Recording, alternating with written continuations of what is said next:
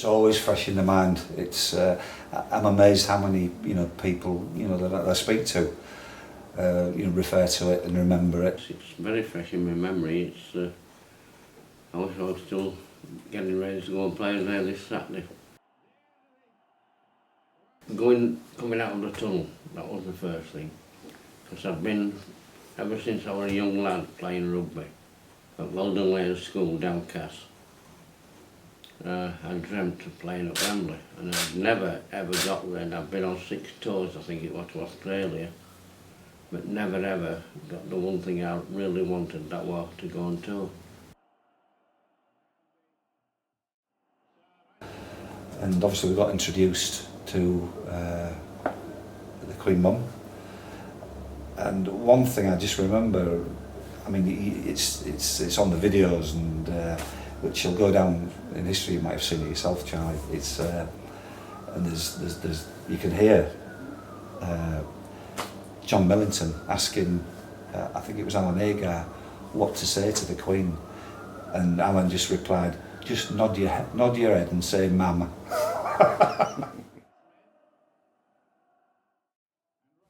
I think there are quite a few nerves. It's how people react to matches, how they go on. I mean, I'm always calm before a game. It doesn't bother me. We were lucky because we had some very, very experienced players in there. Phil Lowe, Dave Watkins, and people like that. And they just looked after things, looked after young ones, and we got on with it. We went through the move where the try came from about a dozen times, and I dropped it every single time. It just didn't work. The move was on. It was one that Brian Lockwood had actually used when he was in, and Roger, when they were in Australia. And if I'd have caught it, I didn't know where the hell I was going to run.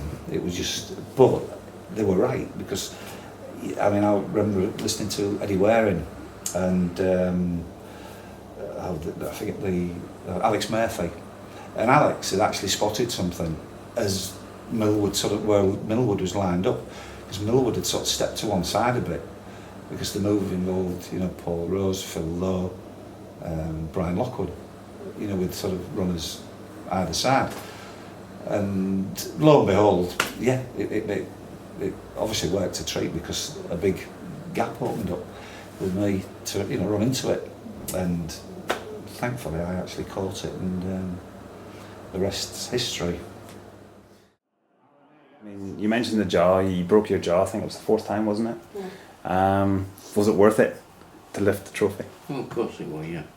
I mean, you've got to give and take, and that was one of the things where you take some to get what you want. Mm-hmm.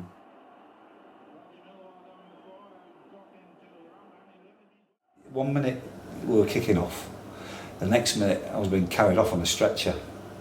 It was, I didn't realise it was quite so close to time, and so I ended up on a stretcher in the tunnel with Frank Boff and my doctor and Cliff Wallace, the physio, watching the rest of the lads in a black and white monitor.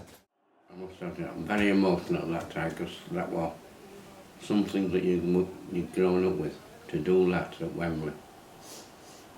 That's what it was all about. And I got to do it, one of the few. Mm-hmm. And that's when, obviously, when the lads helped me back, to go and receive my medal. I mean, the medal had actually been given already to, because I think it was Paul Harkin actually had gone up and received my medal. He'd come back down then saw me going up the other side, so he actually ran back up to the Queen Mother and gave the medal back to the Queen Mother and said, "Can you just hang on for me, mate, he's on his way." And I went up after Hull and the referees,